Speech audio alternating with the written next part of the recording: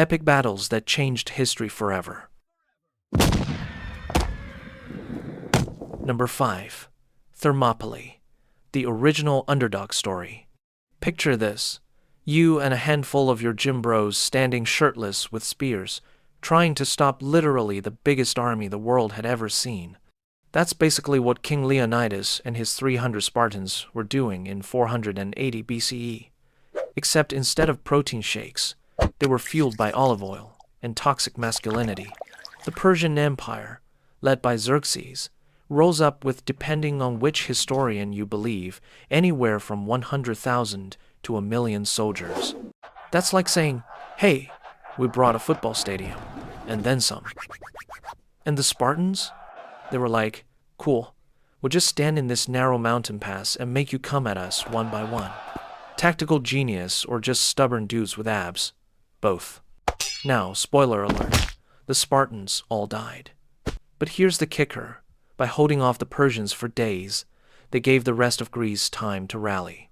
It was less about winning the battle and more about sending a message. And that message was, we are willing to die dramatically and make Hollywood movies about it later. Thermopylae didn't stop the Persians by itself, but it lit the fire of Greek resistance, which eventually led to Persian retreat.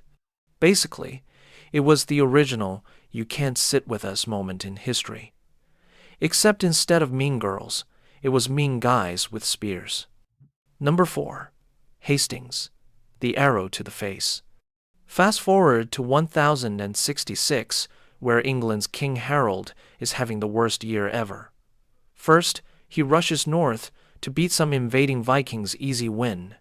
But then, before he's even had time to update his LinkedIn profile, he has to sprint south to fight William the Conqueror. Yes, his actual nickname was the Conqueror. That's like going into a boxing match against a guy legally named Undefeated. The Battle of Hastings was brutal. Imagine mud, screaming men, horses colliding, and no deodorant. Harold's army actually held strong for most of the day, forming a shield wall like a medieval game of Red Rover. But William had this revolutionary idea. Fake retreat.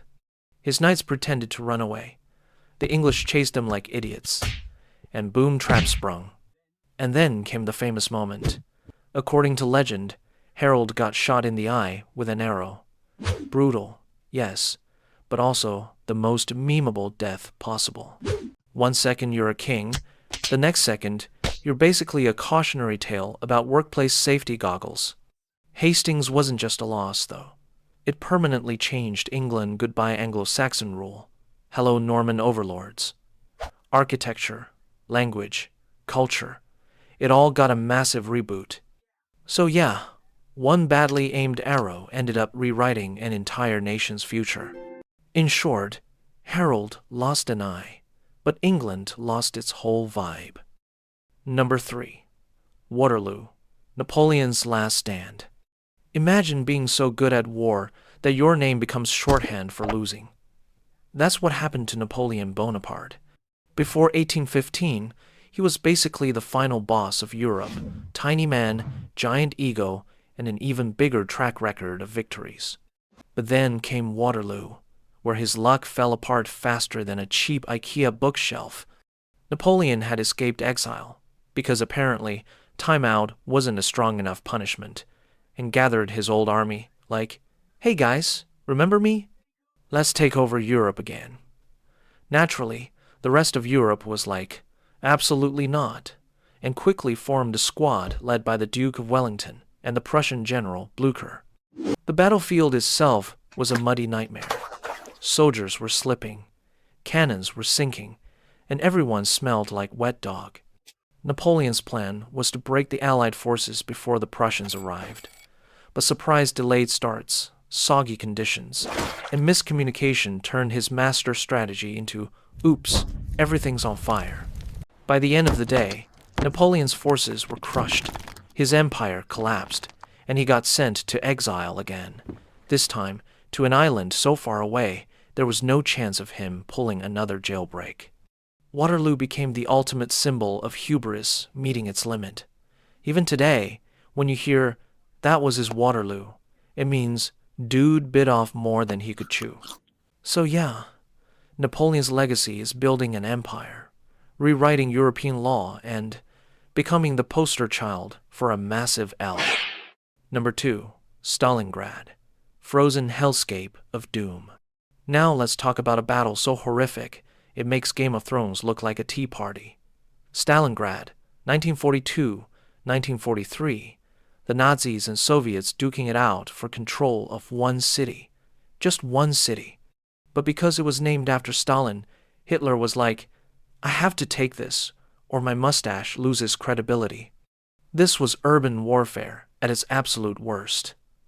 Imagine entire apartment blocks turned into fortresses, snipers hiding in every window, and soldiers fighting room to room, sometimes literally for the same staircase. Add in sub-zero temperatures, starvation, and the fact that half the combatants didn't even have winter coats, and you get a frozen meat grinder of misery. The Germans advanced deep into the city, but the Soviets had this sneaky trick. Lure them in, then surround them. By the time Hitler realized his army was trapped, it was too late. Supplies ran out, frostbite set in, and desperation led to some truly nightmarish scenes. Eventually, the once mighty German Sixth Army surrendered, an outcome so shocking it flipped the entire momentum of World War II. Stalingrad wasn't just a battle. It was the universe saying, nope, hubris denied, in the most brutal way possible. It broke Hitler's aura of invincibility, gave the Soviets the upper hand, and marked the slow, bloody march toward Berlin. In short, Stalingrad was less city and more open-air blender filled with frozen despair. Number 1. D-Day, the beach day from hell. You know those vacation ads with golden sand, blue skies, and happy people frolicking by the water? Now imagine the exact opposite, and you've got the 6th of June, 1944, better known as D-Day. The Allies had one job: invade Nazi-occupied France by storming the beaches of Normandy. Simple on paper, absolute chaos in real life. At dawn, thousands of landing craft hit the coast, packed with soldiers who were basically playing the world's deadliest game of don't trip over your gear while running through waist-high water. And waiting for them, German machine guns, mines, and barbed wire, basically every home security system turned up to 11. Omaha Beach in particular was a nightmare. Picture running into a wall of bullets while your buddy next to you gets flattened and the sand itself is exploding around you. Soldiers were seasick from the rough ride over, soaking wet and carrying packs so heavy they sank if they fell in the surf. If Hollywood made this stuff up, you'd call it unrealistic. But somehow, through sheer grit, insane bravery, and a whole lot of chaos, the Allies clawed their way up those cliffs. By the end of the day, they had secured a foothold in France. And that foothold? It was the beginning of the end for Nazi Germany. Without D-Day, there's no liberation of Paris, no march to Berlin, no we won the war celebrations. So yeah, the beaches weren't exactly Instagram-worthy, but they were the site of one of the most important battles in human history. A blood-soaked, sand-filled turning point that changed the world forever. That's all for today. I'll be making similar videos in the future. Subscribe to see them.